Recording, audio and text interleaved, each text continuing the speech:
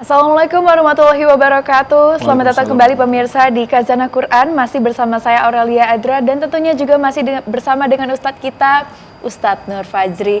Selamat datang kembali Pak Ustadz. Ya, sama-sama. Alhamdulillah, bagaimana kabarnya Pak Ustadz? Alhamdulillah, mudah-mudahan Kak Aurel dan teman-teman juga baik semuanya.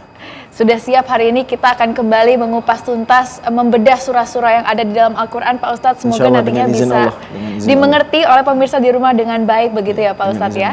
Kalau kemarin kita sudah membahas terkait dengan Al-Fatihah, hari ini kita akan melanjutkan ke surah selanjutnya yaitu surah Al-Baqarah. Pak Ustadz. Baik. Bismillahirrahmanirrahim. Jadi setelah surat Al-Fatihah langsung surat Al-Baqarah, dan surat Al-Baqarah bagian awalnya itu kalau kita perhatikan di mushaf itu seperti diberikan ornamen lebih istimewa. 5 ayat pertama persis seperti Al-Fatihah. Jadi seolah-olah kalau kita baru buka Al-Quran, 2 halaman inilah yang paling wah ya dibandingkan desain halaman-halaman lain. Dari total standar mushaf rata-rata hari ini 604 halaman. Nah, 2 halaman pertamanya itu bisa kita ibaratkan kalau yang kanan Al-Fatihah itu adalah daftar isi Al-Quran. Karena kan Al-Quran 3A ya, yaitu apa? Akidah, syariah dan kisah. Dan sudah kita petakan. Maka surat Al-Baqarah bagian awalnya bolehlah kita umpamakan seperti kata pengantar. Kalau biasanya kalau kita baca buku-buku, kata pengantarnya itu biasanya ada kalimat tak ada gading yang tak retak. Jika dijumpai ada kekeliruan dalam tulisan ini, maka mohon dimaklumi dan sudilah kiranya memberikan koreksian kepada kami. Kan kira-kira begitu ya? Ya.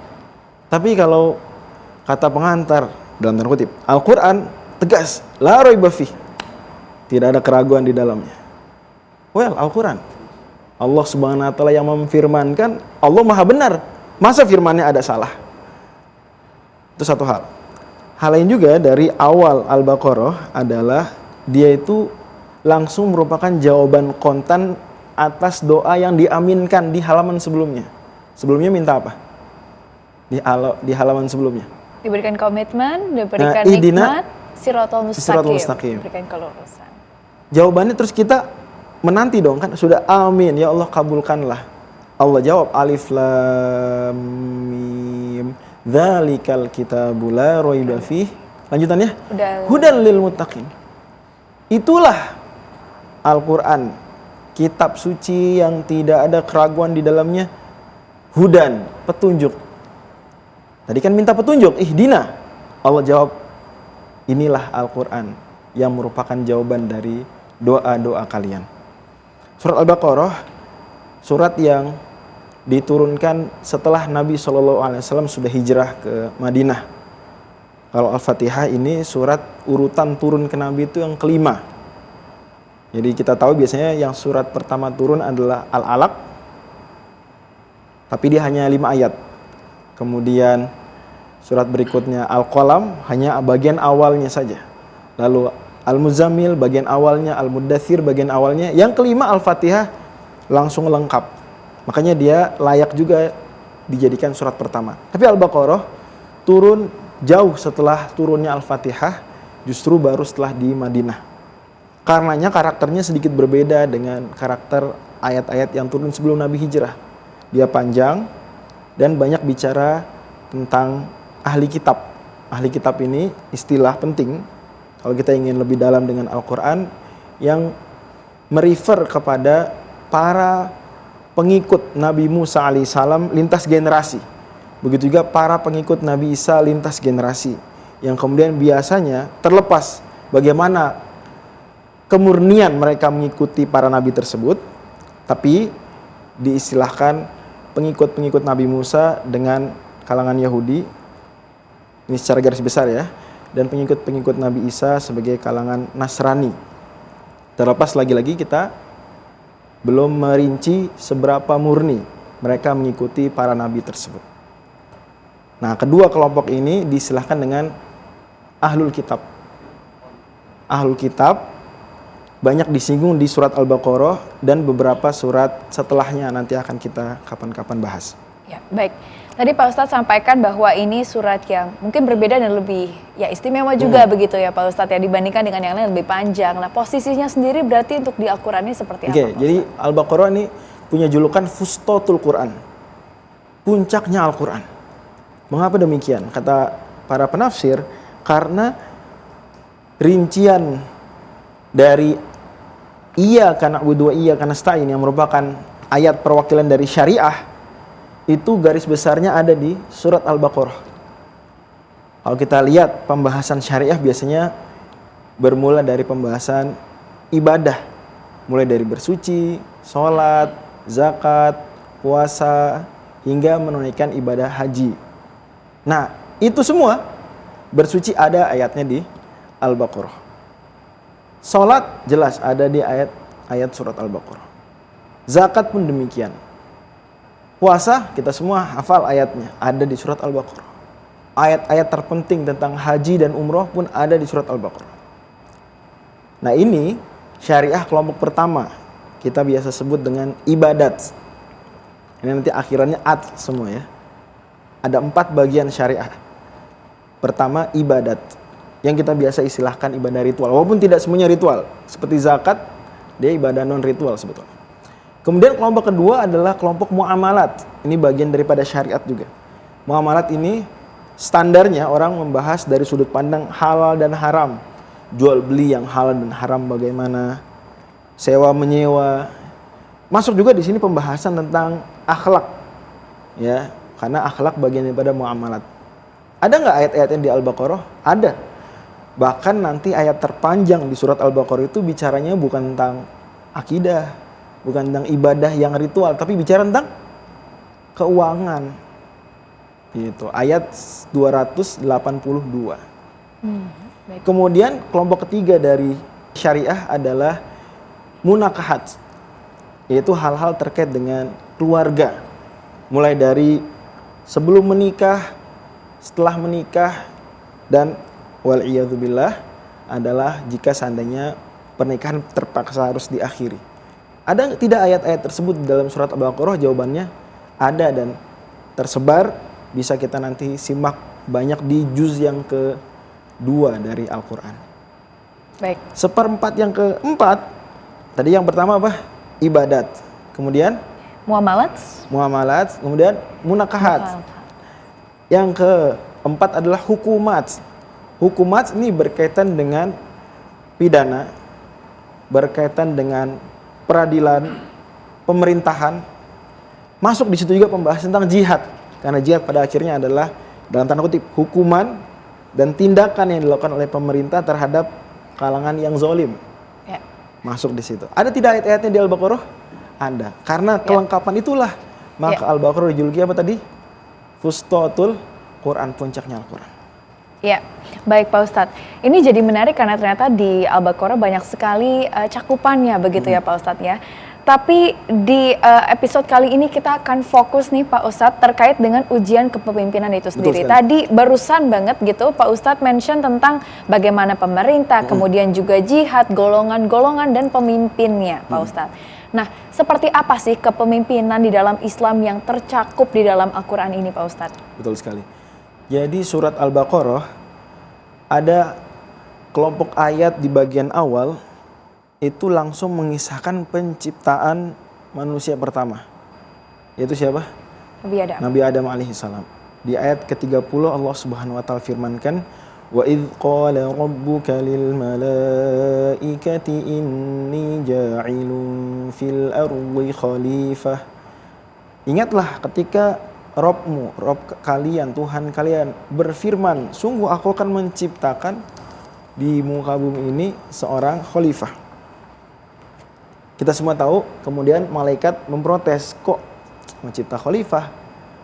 Kayaknya makhluk-makhluk sebelumnya, memang Ibnu Umar, radhiyallahu anhu, seperti dikisahkan dalam sejumlah buku-buku sejarah, itu menyebut ada makhluk-makhluk mirip manusia, ya, yang hidup di planet bumi sebelum Nabi Adam alaihissalam diciptakan.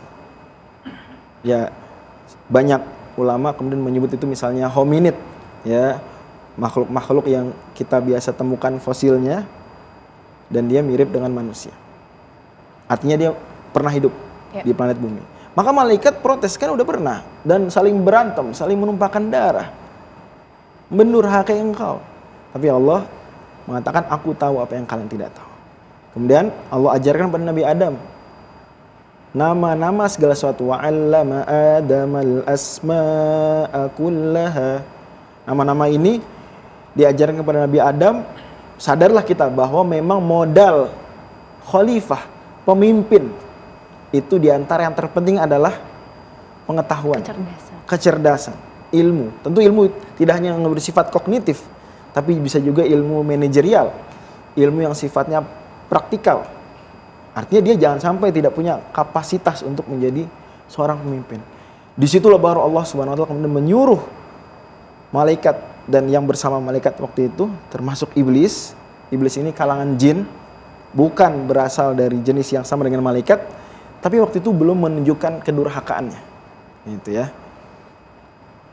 Diperintahkan bersujud, ternyata semua sujud kecuali iblis. Iblis bukannya bertaubat karena salah, tapi justru malah mencari-cari pembenaran. Berbeda dengan Nabi Adam, yang tidak lama setelah itu dikisahkan berbuat kekeliruan memakan buah dari pohon yang terlarang. Tapi Nabi Adam setelah ditegur tidak cari-cari pembenaran, justru apa? Menyesal dan berdoa dengan doa yang terkenal, Rabbana zalamna anfusana, nanti ada di surat Al-A'raf. Dan ini sudah menunjukkan buat kita karakter pemimpin yang kedua, bahwa pemimpin tenang saja, pemimpin boleh kok salah. Artinya dimaklumi salah, namanya juga sama-sama manusia. Tapi pemimpin yang punya karakter kepemimpinan, khalifah yang sejati, dia ketika salah bukan cari-cari pembenaran. Dia salah, dia menerima masukan, koreksian, menyadari, dan kemudian dengan penuh santun mengakui dan meminta maaf. Dalam konteks agama berarti ditambah bertaubat. Ya, bagaimana caranya kemudian para golongan-golongan manusia yang sudah ada pada saat itu, Pak Ustadz, atau mungkin akan ada itu bisa mengetahui siapa pemimpinnya, kemudian juga memberikan respect kalau kita bilang sekarang mungkin Pak Ustadz, dan kemudian bagaimana cara pemimpin ini bisa meraih kepercayaan dari setiap golongan-golongan, karena tentu kita tahu golongan itu cukup banyak ya Pak Ustadz pada saat itu ya. Baik. Nabi Adam alaihissalam itu kemudian beranak pinak ya, dan disebut khalifah dari kata khalafa yakhlufu, artinya menggantikan. Nabi Adam menggantikan penguasa bumi sebelumnya. Makhluk yang kata Ibnu Umar tadi, hin dan bin istilahnya, makhluk-makhluk sebelumnya. Termasuk juga para jin, sebelumnya mereka lah yang punya power lebih besar di planet bumi. Nabi Adam meninggal digantikan oleh anak cucunya dan seterusnya. Jadi kita nih khalifah dengan makna pertama yaitu saling menggantikan satu sama lain, meneruskan estafet kepemimpinan. Kalau ada pertanyaan ketika banyak golongan, tahu dari mana pemimpinnya? Tentu pemimpin umumnya yang difahami adalah pemimpin dua hal, pemimpin politik yang istilahnya umaro, dan pemimpin keagamaan, ulama. Bukan artinya Islam ini mencoba menawarkan pemikiran sekuler dalam konteks yang negatif, tapi pada akhirnya memang kita sadar ada spesialisasi dari masing-masing orang. Boleh jadi ada yang menguasai ilmu-ilmu keislaman, tetapi kurang kapabel mengurus perpolitikan dan keuangan. Maka ini mereka masuk kategori ulama, pemimpin-pemimpin keagamaan. Kategori kedua, orang yang mungkin pengetahuan keagamaannya so-so lah, dan siap untuk mengikuti arahan para ulama. Tapi untuk urusan mengurus negara, mengurus pemerintahan, mengurus uang, dia lebih jago. Inilah umaro. Ya. Di Indonesia, para ulama biasanya menjadikan apa yang sudah diproklamasikan di awal kemerdekaan dahulu sebagai pegangan, perjanjian yang perjanjian tersebut dihormati hingga kini.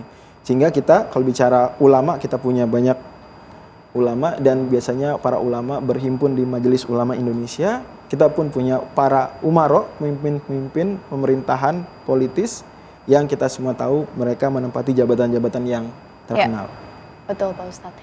Nah, kalau kita melihat surah Al-Baqarah, Pak Ustadz, di situ mencakup adanya 3 golongan mukmin, kafir, dan munafik, begitu Pak Ustadz. Apakah itu terbentuk seiring berjalannya dengan kemunculan para pemimpin ini, kemudian mungkin ada keraguan di dalamnya yang membuat tidak percaya atau seperti apa Ustadz? Baik, kalau kita bicara pemimpin dan kepemimpinan di awal tadi, yang memang itu disoroti betul di juz yang pertama dari Al-Baqarah.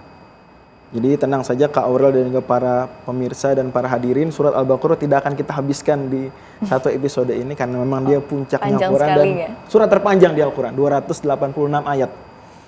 Nah, tapi kita soroti juz pertama memang bicara kepemimpinan. Pemimpin biasanya akan menghadapi 3 kalangan ini. Ada kalangan yang memang dia jelas keimanannya, luar dalam beriman. Ada yang jelas juga positioningnya memang memusuhi. Ya. Tapi ada yang mencoba cari aman dengan cara yang sebetulnya tidak aman, yaitu menjadi orang munafik. Dan kalau kita perhatikan di bagian awal Al-Baqarah, 5 ayat pertama bicara orang beriman. Ya. Kemudian ayat 6, 7, 8 bicara orang yang jelas-jelas tidak beriman. Istilah teknisnya dalam Al-Quran dan dalam literatur-literatur para ulama kafir.